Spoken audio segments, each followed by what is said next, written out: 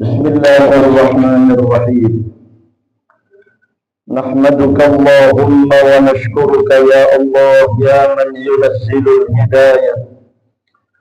Wa nusalli wa nusallimu ala habibika al-Mustafa Muhammadin sahibi syafa'ah wa ala alihi wa sahbihi wa man tabi'ahum bi ihsanin ila yaumil qiyamah. Faqad qala Allah Ta'ala fi kitabihil karim, a'udzu billahi minasy syaithanir rajim. Bismillahirrahmanirrahim. Qul in kuntum tuhibbunallaha fattabi'uni yuhibbukumullahu wa yaghfir lakum dhunubakum wallahu ghafurur rahim. Shadaqallahul azim. Jinabal muhtaramin wal muhtaramat, hadirin wal hadirat, Bapak Ibu, saudara-saudara kaum muslimin muslimat rahimani wa rahimakumullah. Terkait dengan kemuliaan bulan suci Ramadan, betapa tinggi, betapa agungnya bulan suci Ramadan, sehingga Allah Ta'ala muliakan kita. Allah Ta'ala meninggikan derajat kita sebab bulan suci Ramadan tersebut. Bapak Ibu, diceritakan hikmatut tasyri', hikmah disyariatkannya puasa itu berawal ketika Allah Ta'ala menciptakan akal.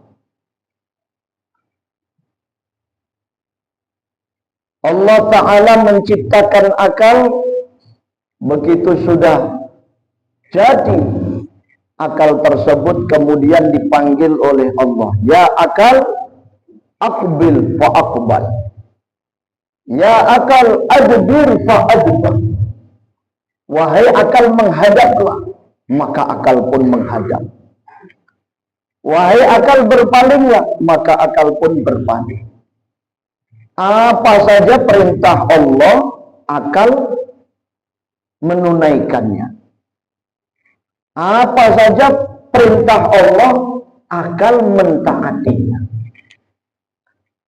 Kemudian setelah Allah Ta'ala menciptakan akal, kemudian diperintah untuk menghadap kepadanya, lalu Allah Ta'ala bertanya kepada akal, qala man anta wa man ana.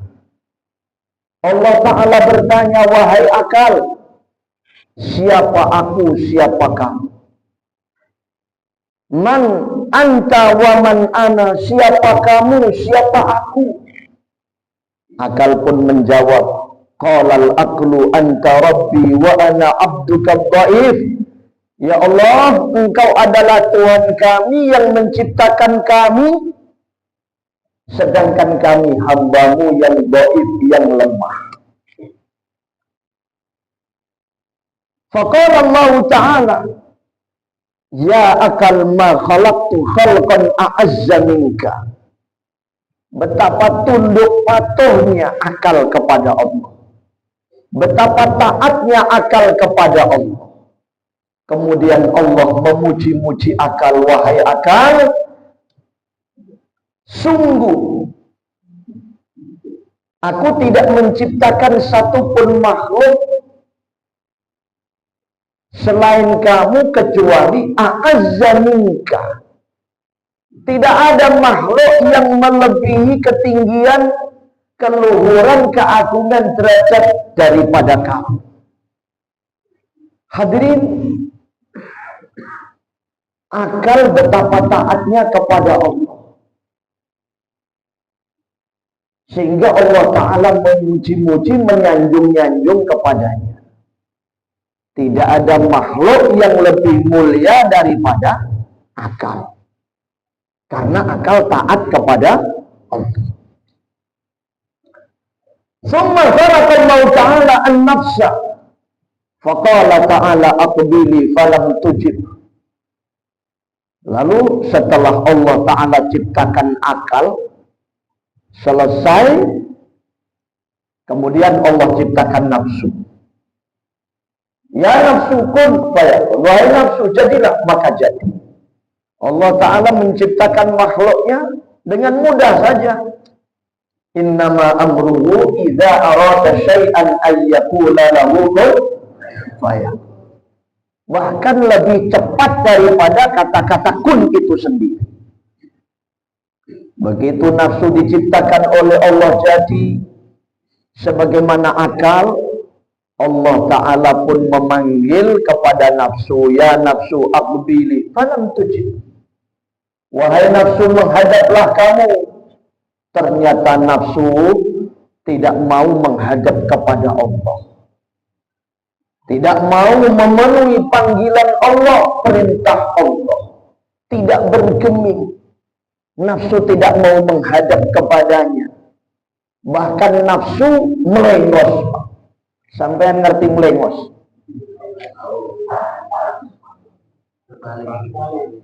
Disuruh menghadap kepada Allah malah melengos.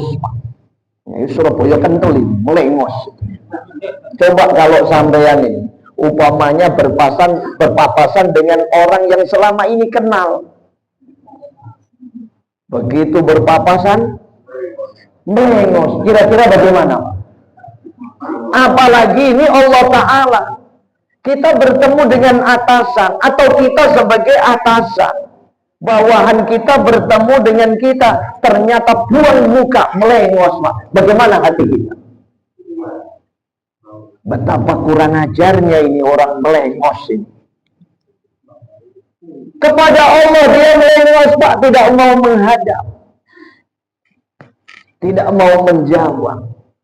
Lalu Allah Ta'ala bertanya, ya nafsu man ana wa man anta. Man anta wa man ana. Ada yang membaca anti karena mu'annas, tapi maksudnya sama. Wahai nafsu, siapa kamu, siapa aku, kata Allah. Sebagaimana akal, nafsu tersebut ditanya dengan pertanyaan yang sama.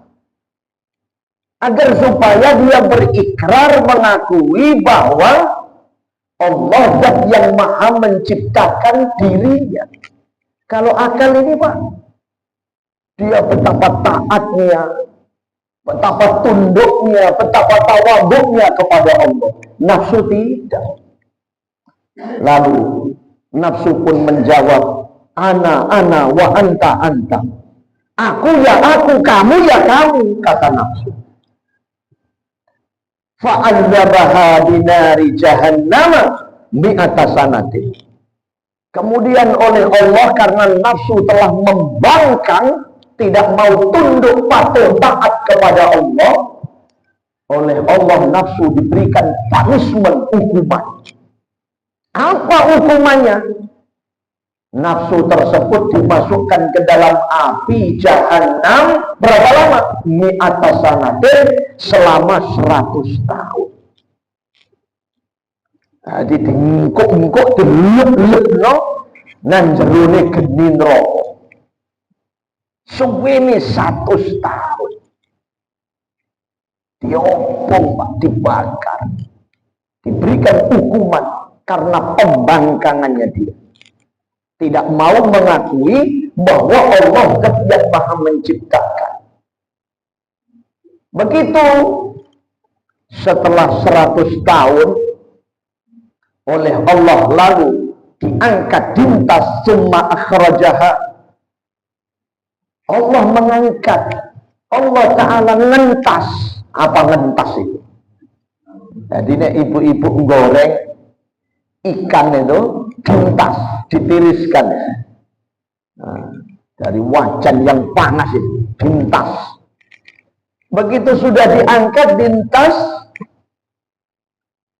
nafsu ditanya lagi, ya nafsu man ana wa man anta, kata Allah. Wahai nafsu, siapa aku, siapa kamu?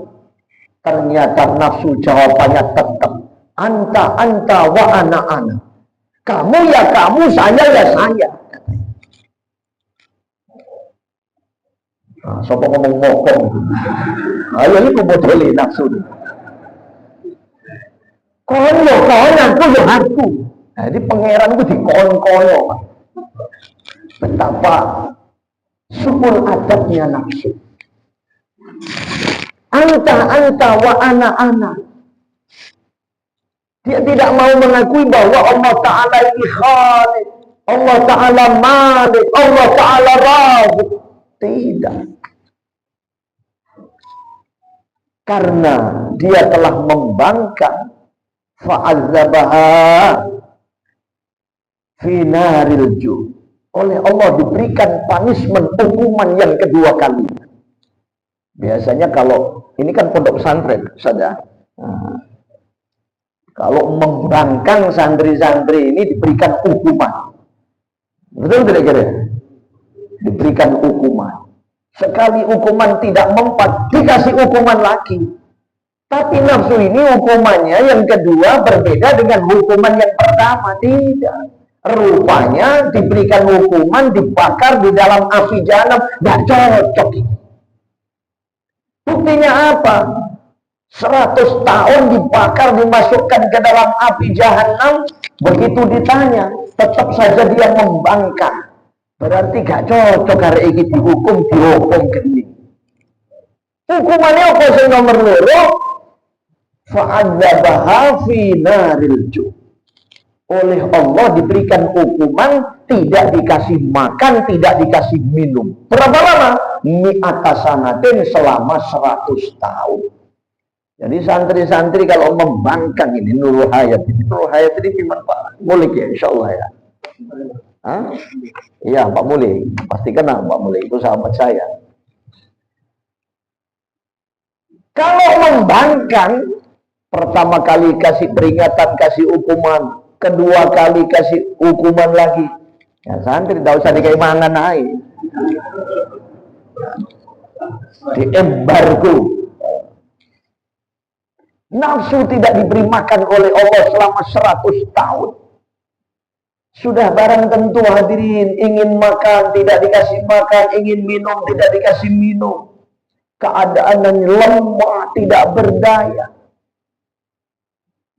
Ketika kondisi lapar, haus, dahaga, nafsu itu tidak punya daya, kekuatan apa-apa. Ngelimpur.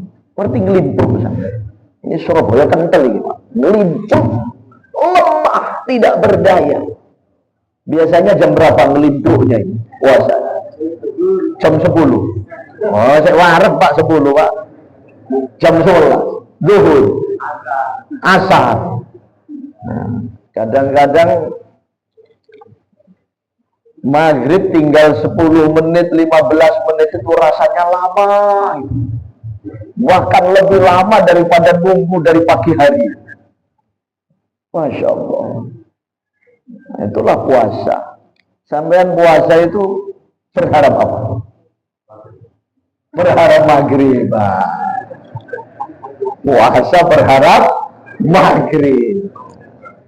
Kok suwi men gak maghrib. Ya Allah ya Rabbi ya Karim. Begitu sudah dalam keadaan lemah, lunglai, tidak berdaya, tidak punya kekuatan apa-apa. Kemudian oleh Allah ditanya, ya nafsu, man ana wa man anta. Wahai nafsu, siapa aku, siapa kamu? Nafsu dalam keadaan lemah, lunglai, tidak berdaya, tidak punya kekuatan apa-apa, ngelimpur. Baru dia menyatakan ikrarnya, anta rabbuna wa khaliquna wa razikuna wa malikuna wa ana abduka dhaif az-zalim. Sudah dalam keadaan tidak berdaya, lemah, tidak punya kekuatan apa-apa. Nafsu baru mengakui Allah dat yang maha menciptakan, Allah dat yang maha memberi rezeki, Allah dat yang maha memelihara. Sedangkan dirinya hamba yang dhaif, hamba yang lemah. Karena ketika kondisi sudah lemah, tidak berdaya, tidak punya kekuatan apa-apa. Hadirin yang mulia, pelajaran apa yang dapat kita simpulkan atas penciptaan Allah, akal dan nafsu tersebut? Sudah barang tentu dengan mudah kita dapat menggarisbawahi bahwa akal adalah makhluk yang taat kepada Allah, sedangkan nafsu makhluk yang membangkang kepada Allah. Innan nafsa la'ammaratun bisu. Nafsu itu selalu mengajak untuk berbuat keburukan, kejahatan, kezaliman. Karena peristiwa itulah fa'aujaballahu ta'ala alaiha shawm bisababi dzalik. Allah Ta'ala syariatkan, Allah Ta'ala wajibkan kepada kita semua untuk berpuasa agar supaya kita mampu mengendalikan nafsu, mampu menundukkan hawa nafsu, supaya nafsu dapat diatur, Pak, dikendalikan. Akal yang mengendalikan, akal yang mengarahkan, nafsu ditundukkan dengan adanya puasa di bulan suci Ramadan ini. Semoga Allah terima puasa kita, semoga Allah ampuni dosa-dosa kita. Hadirin yang mulia, pelajaran penting dalam kehidupan kita. Biasanya seseorang itu kalau masih dalam keadaan super power, harta benda kekayaannya melimpah ruah, asetnya di mana-mana, kekayaannya luar biasa, pangkat jabatan kedudukannya tinggi-tinggi, segala-galanya ada dalam genggaman dia, dikawal kanan kiri depan belakang, super power, semuanya diatur. Biasanya wong iku nek wis duwe posisi sing dukur, Pak, segala-galanya dia punya, harta banyak, kedudukan tinggi, badan sehat. Wong model ngeten iki para rabu, wangil kandan-kandanan, wangil tutur-tuturan yang mergo ngrasa awake super power. Tapi begitu sudah pensiun,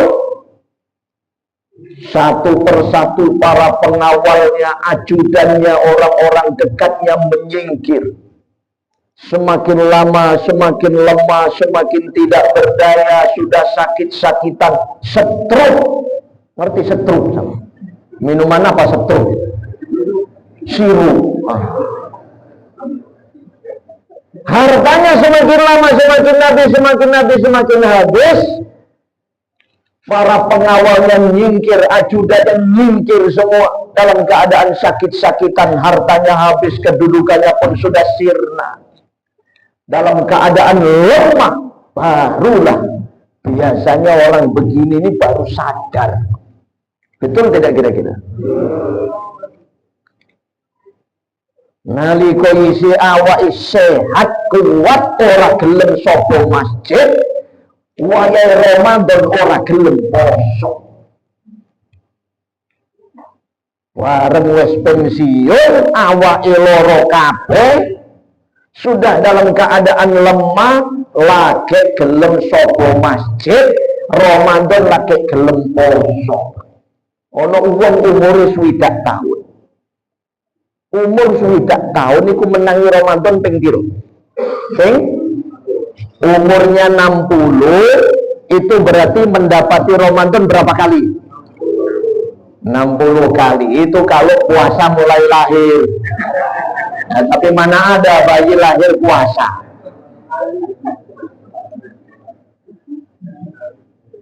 Dipotong akil balik usia 15 tahun. 60 dipotong 15 berapa? 45. Tapi waktu masih bangku SD, SMP, SMA, Ramadan gak poso. Masuk bangku kuliah, ora poso. Lulus kuliah, kumlot, tidak puasa Pak. Diterima satu perusahaan besar, gaji pun besar, berpuluh-puluh tahun, tidak puasa Ramadan. Bareng sudah pensiun umur berapa? 58. Umur 58 pensiun baru mau puasa Ramadan. Umur suwida. Ngono iku menangi Ramadan ping piro?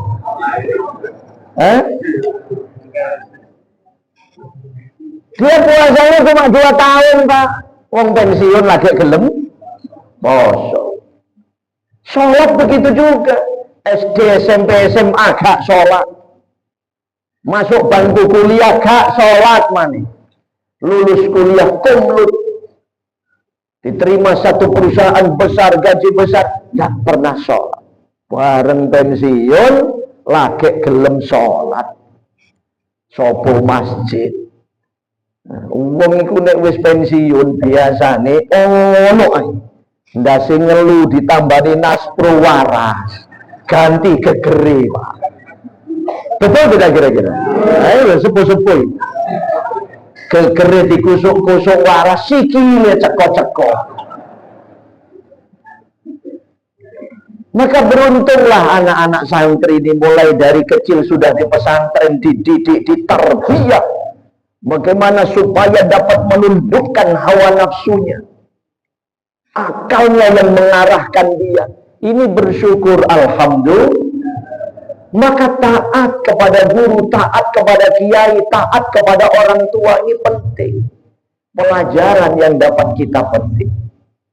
Hadirin, terutama di bulan suci Ramadan ini, momentum bagi kita kesempatan untuk taqarrub, tawajuh, munajat kepada Allah Subhanahu wa ta'ala. Kata Nabi, al-a'mal mudha'afah. Semua amal-amal dilipat gandakan pahala ganjarannya oleh Allah. Wadda'awat mustajabah. Semua doa-doa dikabulkan oleh Allah. Wal dzunub maghfurah. Semua dosa-dosa diampunkan oleh Allah. Ini kemuliaan bulan Ramadan. Jangankan di bulan Ramadan, di luar bulan Ramadan itu doa pasti dikabulkan oleh Allah. Apalagi bulan Ramadan. Kita yakin doa kita akan dikabulkan oleh Allah. Tidak mungkin Allah Ta'ala menyelisihi janjinya. Innallaha la yukhliful ud'uni astajib lakum. Doalah kamu, mintalah kamu, mohonlah kamu kepadaku, niscaya aku akan tunaikan apa yang menjadi hajatmu. Semoga Allah kabulkan semua hajat kita. Dulu ketika saya masih mondok di pesantren, ada santri itu namanya Sulaiman. Santri itu yang bernama Sulaiman itu jatuh hati kepada seorang wanita, anak gadis tetangga pondok namanya Fatimah. Cantik jelita, gadis kembang desa. Sulaiman ini sudah lama mondoknya di situ, sudah 20 tahun mondok. Ya tentu dia kenal sekitarnya di kampung situ, di desa situ. Sulaiman ini tidak tampan. Tidak tampan itu kalau dijelaskan ya jelek, Pak. Sedangkan Fatimah ini cantik jelita, kembang desa. Karena sudah saatnya dia menikah, maturlah sama kiai. Kiai, saya ini jatuh hati kepada anak gadis tetangga pondok itu yang bernama Fatimah. Apakah cocok saya kiai dengan Fatimah itu? Kata kiai itu, ya kalau Allah Ta'ala takdirkan ya cocok-cocok saja katanya. Nah, dia merasa memang tidak ganteng, sementara Fatimah cantik. Kira-kira cocok apa enggak?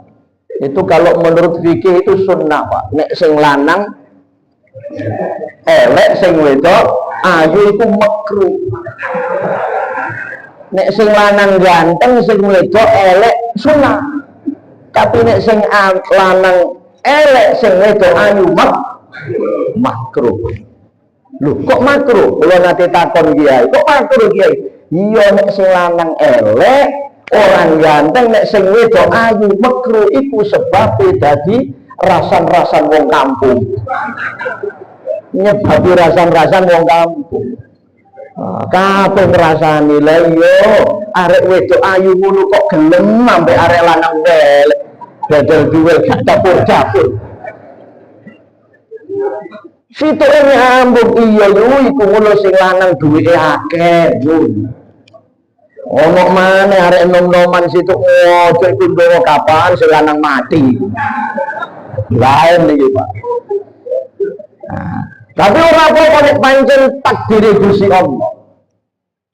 Akhirnya Sulaiman ini minta petunjuk arahan kepada Kiai. Lalu caranya bagaimana Kiai? Kata Kiai Man, kamu mulai saat ini bulan Ramadan, kamu setiap malam tahajud doa minta memohon kepada Allah. Supaya apa yang menjadi hajatmu dikabulkan oleh Allah. Kamu kan sudah kenal dengan keluarga Fatimah. Baik Kiai.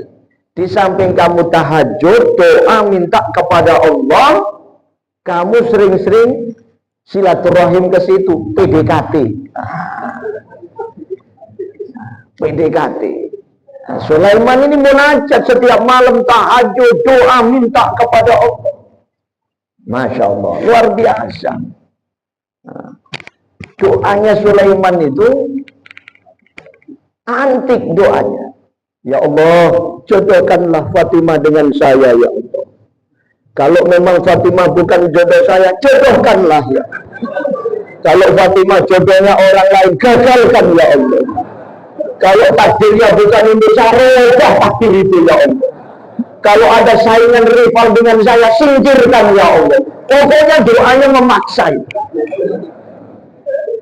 Tapi memang Sulaiman ini akrab dengan Allah Ta'ala. Dia setiap malam tahajud, apa saja dia nangis.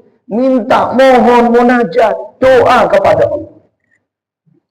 Selama 1 tahun sudah lewat Ramadan, ketemu Ramadan lagi, bulan Syawal, madep sama Kiai. Alhamdulillah Kiai, sudah 1 tahun saya amalkan tahajud malam, doa minta kepada Allah katanya. Dia sudah tidak bisa berpaling hati dengan selain Fatimah itu. Nah Fatimah itu punya ibunya namanya Zubaidah, wanita janda kaya raya, punya anak satu-satunya Fatimah itu.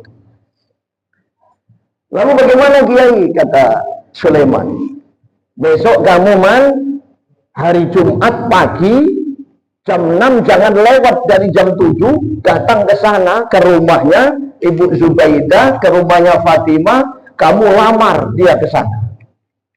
Itu waktu mustajabah itu. Jangan lewat dari jam 7. Ini primbon, Pak. Primbon itu. Jadi pagi itu. Akhirnya betul ditunaikan apa yang menjadi arahan Kiai. Dia ketok pintu, tok. Assalamualaikum, waalaikumsalam. Ternyata yang menerima bukan Fatimah, Ibu Zubaidah, ibunya Fatimah itu. Ada apa Mas Sulaiman kok pagi-pagi? Silahkan duduk. Iya Bu, ada hal penting katanya. Silakan duduk. Setelah dikasih jamuan, minum seadanya, lalu di situ bercakap-cakap. Ada apa Mas Sulaiman datang pagi-pagi katanya.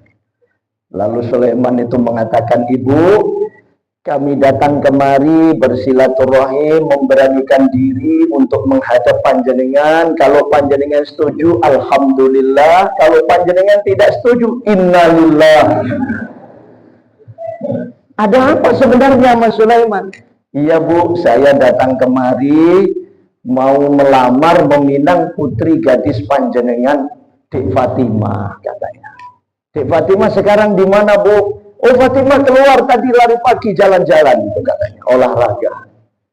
Nah, akhirnya begitu Sulaiman menyatakan apa yang menjadi unek-unek isi hatinya mau minta melamar Fatimah, lah kok Ibu Zubaidah itu menangis, terseduh-seduh, nangis. Sulaiman penasaran, ada apa ibu kok menangis bu? Iya Mas Sulaiman, sampean kenapa kok melamar anak saya? Mbok ya dengan saya saja kan. Jadi Sulaiman ini minta anaknya, malah ibunya yang maju Pak. Nah, kata Sulaiman, ibu mohon maaf, saya sudah 1 tahun penuh selama ini setiap malam saya doa minta kepada Allah supaya Fatimah jadi jodoh saya. Begitu juga Mas Sulaiman, sejak saya kenal sampean setiap malam saya doa minta kepada Allah supaya sampean jadi jodoh saya. Jadi perang doa ini Pak. Sulaiman minta Fatimah supaya jadi jodohnya, sedangkan Zubaidah minta kepada Allah supaya Sulaiman jadi jodohnya. Ini perang, ini doa ini. Akhirnya setelah ngobrol-ngobrol panjang di ruang tamu situ, namanya wanita janda kaya raya. Kan berbeda Pak. Janda kaya raya dengan janda pas-pasan. Berbeda-beda kira-kira Pak. Ini puasa-puasa ini kita lihat. Nah, tapi ini cerita ini Pak. Ini keajaiban doa. Bagaimana Mas Sulaiman, apakah mau dengan saya? Iya Bu, saya pikir-pikir dulu katanya. Saya tak rembukan dulu musyawarah katanya. Saya matur sama kiai dulu. Baik Mas, kami tunggu katanya. Akhirnya pulang. Bukan pulang ke rumah, matur sowan sama kiai. Kiai pun langsung tanya, Man, sudah ke rumahnya Fatimah? Sudah kiai. Lalu bagaimana Man? Gawat kiai katanya. Gawat bagaimana?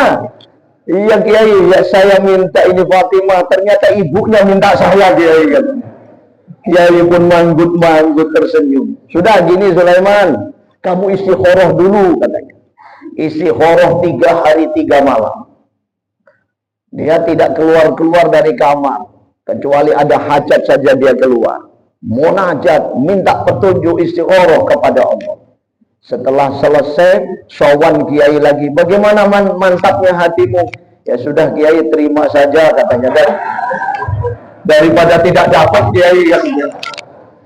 Nah, akhirnya benar hadirin.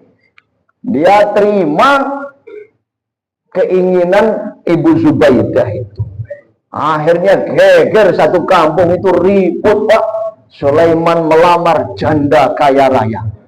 Ribut satu kampung. Ini kan memang fenomena ngetren sekarang ini. Berondong ini. Ya. Fenomena berondong ini. Nah, begitu waktunya sudah dekat, semakin dekat, semakin dekat. Sulaiman merenung. Ya Allah, yang saya minta Fatimah ya Allah, tapi dapatnya ibunya ya Allah. Apakah malaikat ini salah lapor ya Allah? Jadi dia tuduh malaikat ini salah lapor katanya. Tapi ya sudahlah katanya. Begitu sudah semakin dekat 2 bulan, 1 bulan, 2 minggu, semua pesta sudah mau disiapkan, gedung sudah disewa, catering, macam-macam catering disiapkan karena ngundang beribu-ribu tamu undangan. Orang kaya raya. Nah, begitu sudah semakin dekat persiapan sudah matang, habis persiapan bermiliar-miliar pesta itu akan diadakan.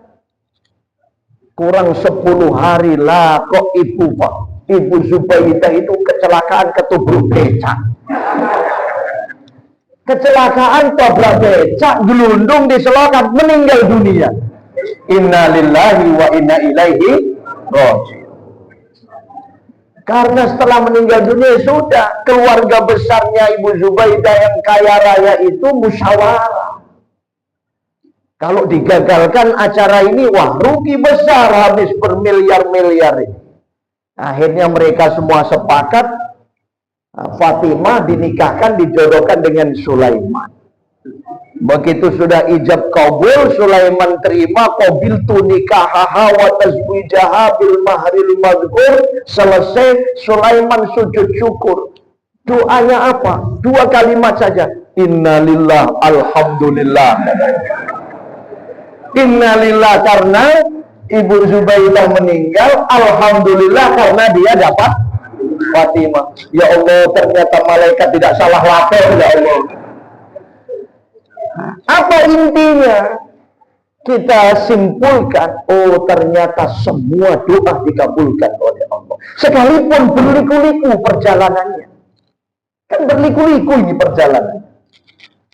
Tapi hadirin yang mulia, apapun yang terjadi, kita terima, kita hayati, kita renungi, bahwa Allah Ta'ala tidak akan pernah menyelisihi janjinya.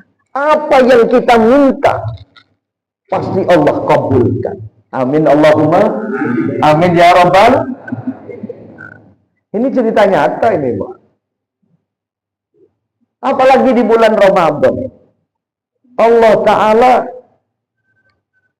kabulkan di bulan yang mulia, sebab waktunya mustajabah.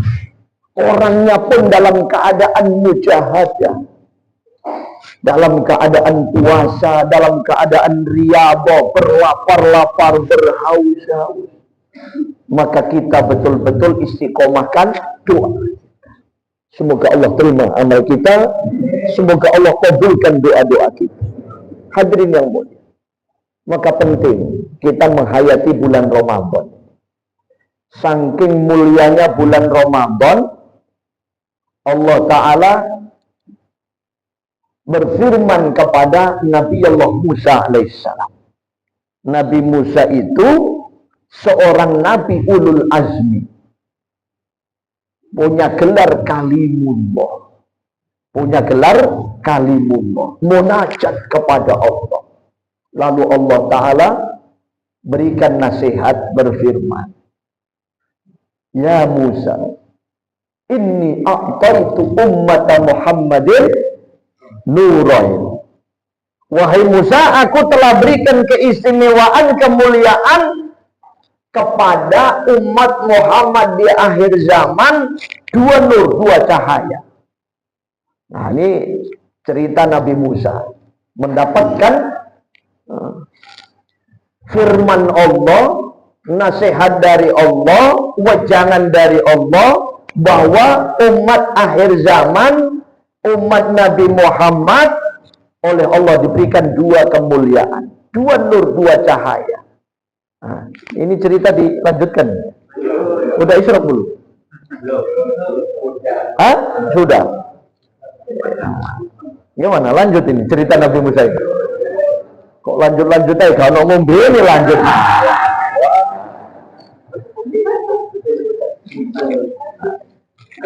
Nabi Musa pun geleng kepala. Betapa mulianya umat akhir zaman. Umat Nabi Muhammad akhir zaman itu orangnya kecil-kecil, umurnya pendek-pendek, lahirnya belakangan. Tapi nanti di akhirat akan masuk surga duluan. Semoga termasuk diri kita semua, amin. Kaum-kaum terdahulu, umat-umat terdahulu, orangnya besar-besar, tinggi-tinggi, umurnya pun panjang-panjang. Nabi Nuh itu berdakwah saja kepada umatnya, kaumnya, 1000 tahun kurang 50. Walaqad arsalna Nuhan ila qaumihi falabitha fihim alfa sanatin illa khamsina ama. 950 tahun dakwahnya saja kepada kaumnya itu. Diterangkan dalam kitab-kitab tafsir, Nabi Nuh itu umurnya 1000 tahun lebih 40 tahun. Jadi 1040 tahun. Umurnya panjang. Orangnya tinggi-tinggi, ada yang 3 meter, 4 meter, 5 meter segitu. Ya, tapi tidak usah dibayangkan, nah, kalau orangnya tinggi segitu, barangnya seberapa ya? Tidak usah dibayangkan. Mangane sak piro, tidak usah. Ada satu orang kaum Bani Israel itu, dia taat ibadah kepada Allah 500 tahun tidak pernah berbuat dosa. Coba bayangkan, 500 tahun ibadah saja, nggak pernah berbuat dosa. Kalau dibandingkan dengan kita umat akhir zaman itu, tidak sebanding. Kita ini berapa umur? Paling 60-70 tahun. Ini yang paling sepuh berapa? Yang paling tua di sini. Hah? 70, ada yang 80. Belum. Umurnya pendek-pendek, orangnya kecil-kecil. Kenapa Allah Ta'ala ciptakan umat akhir zaman orangnya kecil-kecil? Iya, supaya tidak banyak-banyak makan. Ya. Umurnya pendek-pendek, iya, supaya tidak berlama-lama di dunia. Khawatirnya nanti banyak dosa, banyak maksiatnya. Nah, gitu.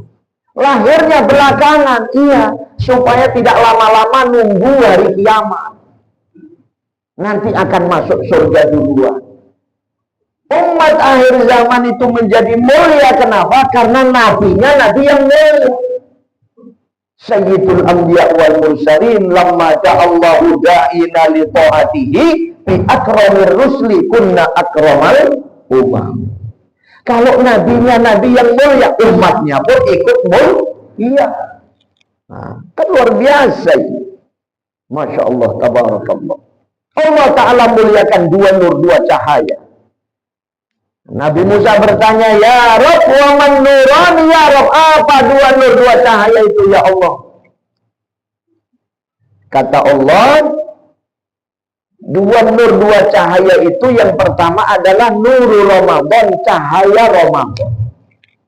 Dan yang kedua nurul Quran, cahaya Al-Quran. Maka barang siapa mendapati hidup di bulan Ramadan, lalu dia berpuasa, maka Allah berikan cahaya Ramadan. Tapi kalau mereka tidak berpuasa, sekalipun hidup mendapati menemui bulan Ramadan, tapi gak poso, tidak dapat nur cahaya Ramadan. Nah, kita alhamdulillah dipilih oleh Allah hidup mendapati bulan Ramadan dan berpuasa di bulan Ramadan. Semoga Allah terima puasa kita. Yang kedua, diberikan nur Al-Quran. Ketika masih hidup kita cinta, mahabbah, senang baca Quran, maka Allah berikan nur cahaya Al-Quran. Walaupun masih hidup, tapi kalau tidak mau baca Quran, ya tidak dapat nur cahaya Quran. Nabi Musa bertanya lagi, ya Allah, untuk apa dua cahaya itu? Kata Allah, kaila yadurrahum zulmatan, supaya mereka umat Muhammad akhir zaman dengan membawa dua nur, dua cahaya itu, ketika mereka berada di dalam dua kegelapan, mereka akan selamat, mereka tidak celaka. Nah ini, mereka tidak celaka ketika berada di dalam dua kegelapan. Nabi Musa pun bertanya lagi, wa madzulmatan ya Rabb, apa itu dua kegelapan ya Allah? Kata Allah Ta'ala, faqala Allahu zulmatul qabri wa zulmatu yaumil qiyamah. Yang pertama kegelapan ketika berada di dalam kubur, dan yang kedua kegelapan ketika berada di padang mahsyar. Panjenengan semua sudah pernah ikut ngubur mayit jenazah? Bapak-bapak sudah pernah? Nah, mayit itu kalau dimasukkan ke dalam kubur itu, dinding kubur itu arah kiblatnya yang di bawah itu dilubangi sedikit. Namanya liang lahat. Betul tidak? Nah, luasnya seberapa? Disesuaikan dengan mayitnya. Kalau mayitnya kecil, liang lahatnya kecil. Kalau mayitnya besar, ya liang lahatnya besar. Mayit lalu dimasukkan situ, tali pocongnya dilepas, nah, kain kafan yang menutupi wajahnya pun dibuka, pipinya mayit itu ditempelkan di tanah, dihadapkan kiblat. Jadi betul-betul senter lurus arah kiblat. Nah ini wajib hukumnya, Pak. Kemudian punggungnya diganjel dengan tanah yang sudah dibulet-buletkan. Itu apa namanya? Hah? Namanya gelu. Nah, orang tua-tua kita nyebutnya gelu, tanah liat yang sudah dibulet-buletkan. Punggungnya diganjel, Pak, supaya mayit betul-betul menghadap kiblat. Dan orang gelebat, ini nek gak diganjel, wah gelebat gini. Mayit itu nek gelebat melumah, Pak, wajib digali lagi itu. Tidak boleh, harus madhep kiblat. Begitu sudah senter lurus arah kiblat, coba kita bayangkan mayit itu. Setelah menghadap kiblat betul-betul, lalu ditutup papan. Setelah ditutup papan, kemudian diuruk tanah. Pertanyaannya, begitu sudah selesai diuruk tanah, kira-kira di dalam liang lahat itu gelap tidak kira-kira? Peteng apa enggak kira-kira? Peteng apa padam? Peteng dedek, Pak. Maka disitulah ketika dalam keadaan gelap gulita di dalam liang lahat, dua nur, dua cahaya ini datang. Nurul Ramadan wa nurul Quran. Cahaya Ramadan datang, cahaya Al-Quran datang. Semoga kita diselamatkan oleh Allah dari adab kubur semuanya. Lalu yang kedua, nurul Ramadan, nurul Quran datang ketika kita berada di padang mahsyar. Beratus-ratus tahun, beribu-ribu tahun matahari terbit dari ufuk timur, tenggelam di ufuk barat. Satu saat nanti matahari akan terbit dari ufuk barat, tenggelam di ufuk timur. Setelah itu tidak ada matahari lagi. Kalau tidak ada matahari, kira-kira gelap tidak? Gelap. Di padang mahsyar itu gelap, Pak. Ora ono sengenge kok. Wis gak ono sengenge, gak ono, matahari sudah tidak ada.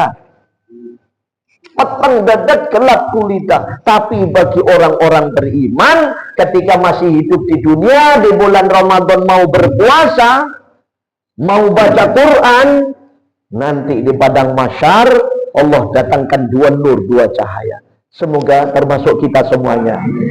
Semoga Allah terima amal kita. Semoga Allah ampuni dosa-dosa kita. Semoga Allah kabulkan seluruh hajat kita, dibaguskan akhlak kita, dilembutkan hati kita, sakinah, mawaddah, warahmah keluarga kita, salih-salihah putra-putri kita, halal thayyib berkah rezeki kita. Semoga Allah wafatkan kita dalam keadaan husnul khatimah. Semoga Allah Ta'ala mudahkan lisan kita ketika nazar sakaratul maut dapat mengucapkan kalimah iman tauhid la ilaha illallah Muhammadur Rasulullah sallallahu alaihi wasallam, sehingga di alam akhirat nanti Allah Ta'ala kumpulkan kita bersama orang-orang saleh, para nabi, para rasul, para syuhada, para sahabat-sahabat. Lebih-lebih kita akan bertemu, berkumpul, berjumpa, dapat duduk bersimpuh bersama yang mulia baginda agung, baginda besar Nabi Muhammad sallallahu alaihi wasallam di dalam surga Allah Subhanahu wa taala insyaallah. Amin. Allahumma amin. Allahumma fa'alna bima 'allamtana wa 'allimna bima yanfa'una. Taqabbal minna ya Allah, taqabbal minna ya Allah salatana wa qiyamana wa qiyamana wa ruku'ana wa sujudana wa qiyamana wa i'tidalana wa takbirana wa tahlilana wa tamjidana wa tasbihana wa taqashshu'ana wa tabarru'ana wa la taqulna wa subhana ya Allah la ilaha illa alamin wa ya khairan nasirin bi rahmatika ya arhamar rahimin.